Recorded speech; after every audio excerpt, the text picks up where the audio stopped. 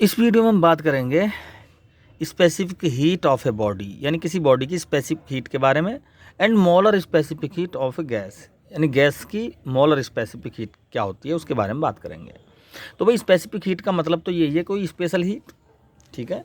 तो उसको हम कैसे डिफाइन करें, तो हम फिजिक्स के इन फिनोमेनाज को समझने के लिए स्टार्टिंग वहाँ से करते हैं जहाँ जो प्रॉपर्टी हमें पता होती है। हमें तो बस इतना पता है कि कोई हमने एम मास की बॉडी ली, तो अगर हमें उसका टेम्परेचर बढ़ाना है तो जितना ज़्यादा हम हीट देंगे टेम्परेचर में उतना ज़्यादा चेंज आएगा, इतना ही ज़्यादा टेम्परेचर बढ़ाएगा। एक तो हमें ये कंडीशन पता होती है जनरली। दूसरा हमें ये भी पता है कि अगर हमें किसी बॉडी का टेम्परेचर कोई फिक्स बढ़ाना है तो जैसे जैसे मास बढ़ेगा वैसे वैसे हीट की ज़रूरत ज़्यादा होगी, ठीक है। यानी हीट होगी directly proportion to the mass ना, मास ऑफ बॉडी, ठीक है। भाई ओवरऑल हमें 0 से 10 डिग्री सेंटीग्रेड बढ़ाना, एक 5 किलो की बॉडी है, एक 20 किलो की बॉडी है, तो 20 किलो वाली बॉडी को हीट ज़्यादा चाहिए क्योंकि उसका मास ज़्यादा है। तो Q directly proportional to M। कब? जब टेम्परेचर फिक्स करना हमें इंक्रीज, और जब मास फिक्स है बॉडी का, तो बॉडी का जैसे जैसे टेम्परेचर बढ़ेगा, समझो मास उसकी हीट जैसे जैसे बढ़ाएंगे हम टेम्परेचर बढ़ेगा। तो Q डायरेक्टली प्रोपोर्शनल T होता है और Q डायरेक्टली प्रोपोर्शनल M होता है। तो हम इन दोनों कंडीशन को एक साथ ला सकते हैं, Q directly proportional M delta T। Overall जैसे जैसे Q बढ़ेगा वैसे वैसे ये प्रोडक्ट भी बढ़ेगा। लेकिन ऐसा नहीं है कि ये ज़रूरी हो कि ये हमें 20 जूल एनर्जी दें तो ये भी 20 ही जूल हो M डेल्टा T, नहीं, ये कुछ भी हो सकता है, ठीक है। M डेल्टा T की वैल्यू कुछ भी हो सकती है। तो ये अगर 30 कर दिया तो ये भी बढ़ेगी, लेकिन ज़रूरी नहीं है ये 30 है तो ये प्रोडक्ट भी 30-30 ही होगा, कुछ भी हो सकता है। अब ये कुछ भी क्यों हो रहा है, लेकिन हमें इतना तो पता है भाई क्यों बढ़ने पर ये भी प्रोडक्ट बढ़ रहा है, लेकिन बराबरी पे नहीं आ रही बात। इसका मतलब यहाँ पर बॉडी के अंदर कोई ऐसी प्रॉपर्टी छिपी हुई है जो हम यहाँ पर लगा दें तो ये क्यू के बराबर हो जाएगा, तो वो उसे कहते हैं हम कोफिशिएंट, ठीक है। तो यहाँ चूँकि ये टेम्परेचर है ना, हीट सप्लाई करने से टेम्परेचर बढ़ रहा है ना, तो इस कंडीशन में वो जो कोफिशिएंट होगा उसको हम बोलेंगे कोफिशिएंट ऑफ स्पेसिफिक हीट। तो जब बाय द वे 30 है, मैंने मान लिया यहाँ पर 30 और ये हो गया यहाँ पर 20, तो इक्वल करने के लिए उस कोफिशिएंट की मल्टीप्लाई करनी होगी। तो लगभग जो भी आएगा 1.5 की मल्टीप्लाई करो ज़रा, 1.5 की 20 में मल्टीप्लाई करो 30 आ जाएगा यहाँ पर, ठीक है।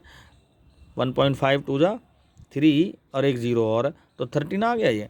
इसका मतलब जो कोफिशिएंट है उसकी वैल्यू यहाँ पर क्या है, 1.5 है। तो जैसी 1.5 की वैल्यू हमने पुट कर दी तो इक्वल साइन आ गया। तो इसी तरीके से यहाँ पर अगर हम उस कोफिशिएंट को अप्लाई कर दें उसको बोलते हैं C, M डेल्टा T, ठीक है। तो यहाँ से ये हो गया हमारा कोफिशिएंट ऑफ स्पेसिफिक हीट।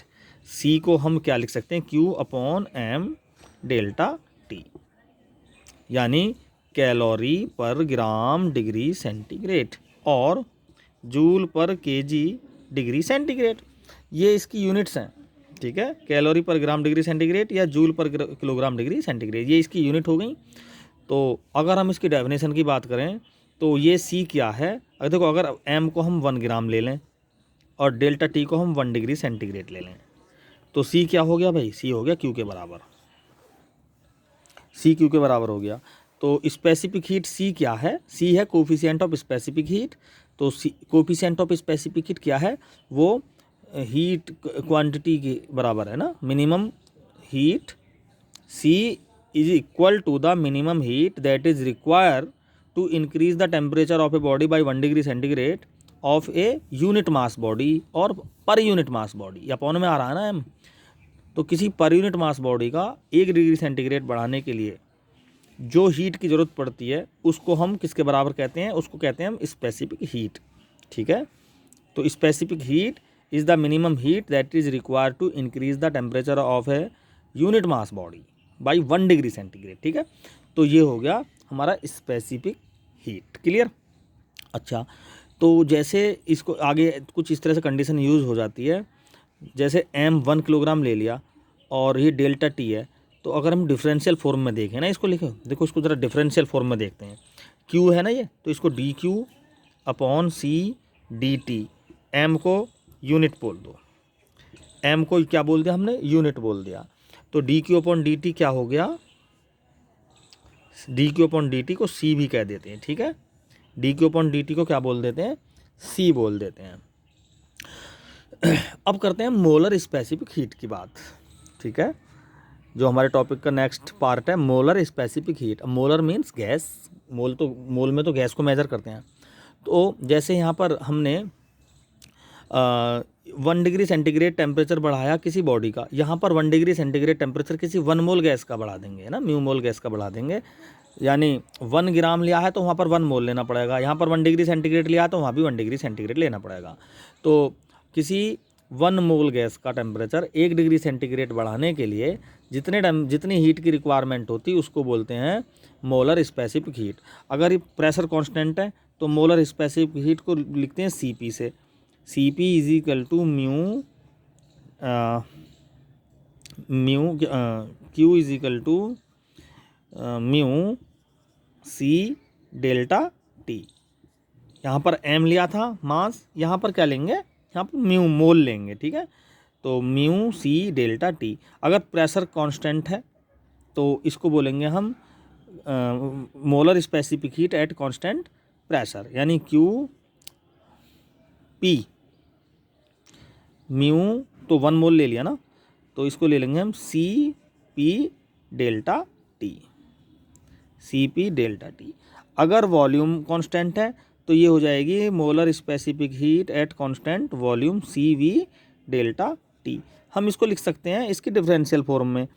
तो molar specific heat at constant pressure पे लिख सकते हैं dQ/dt को कांस्टेंट प्रेशर पे लिख सकते हैं इसको सीधा Cp, और dQ/dt कांस्टेंट वॉल्यूम पे लिख सकते हैं इसको हम Cv। तो कुछ कंडीशंस में तो Cp और Cv की वैल्यू बराबर रहती हैं, लेकिन ज़्यादातर कंडीशंस में, आइडियल कंडीशन में, लेकिन ज़्यादातर कंडीशन में Cp की वैल्यू होती है वो Cv से बड़ी होती है। यानी कांस्टेंट प्रेशर पर स्पेसिफिक हीट की वैल्यू कांस्टेंट प्रेशर पर कांस्टेंट वॉल्यूम पे स्पेसिफिक हीट वैल्यू से कुछ ज़्यादा होती है। कितनी ज़्यादा होती है, ये साइंटिस्ट मेयर ने बताया कि Cp जो होती है वो Cv से यूनिवर्सल गैस कांस्टेंट के बराबर होती है, ठीक है। डिफरेंस जो होता है इनके अंदर, इसको हम नेक्स्ट वीडियो में किसी में ड्राइव करेंगे, ठीक है। तो इसमें एक कंडीशन और रखनी है याद, कि जो हम 1 डिग्री सेंटीग्रेड बढ़ाते हैं वो कम से कम 14.5 डिग्री सेंटीग्रेड से 15.5 डिग्री सेंटीग्रेड के बीच में, अगर हम किसी सब्सटेंस की स्पेसिफिक हीट को बिल्कुल एक्यूरेट मेजर करना है तो हमें ये देखना होगा कि बॉडी का टेम्परेचर 14.5 से 15.5 तक बढ़ने में कितना वो हीट को एब्जॉर्ब करती है, कितने हीट उसको ज़रूरत पड़ती है। तो उसके अकॉर्डिंग हम एक्यूरेट स्पेसिफिक हीट फाइंड करते हैं, ठीक है। तो 14.5 और 15.5 के बीच का जो इंटरवल है इसको कवर करने के लिए जो हीट इनके बीच को ही क्यों एक्यूरेट माना गया है ना, इसी इंटरवल को कवर करने की जो हीट की क्वांटिटी है उसको एक्यूरेट क्यों माना गया, क्योंकि ये कुछ जीरो, देखो 37 के आसपास नॉर्मल टेम्परेचर होता है, ठीक है। अच्छा 0 हो गया 37, तो ये तो नॉर्मल हो गया, ये तो नॉर्मल हो गया, ये मिनिमम हो गया 0, तो ये कुछ इनके बीच में पड़ रही है ना, ये कुछ मिडिल कंडीशन में आ रही है ये वैल्यू। तो इस कंडीशन में यहाँ पर जो वैल्यू मिलती है हमें वो लगभग एक्यूरेट मिलती है, ठीक है।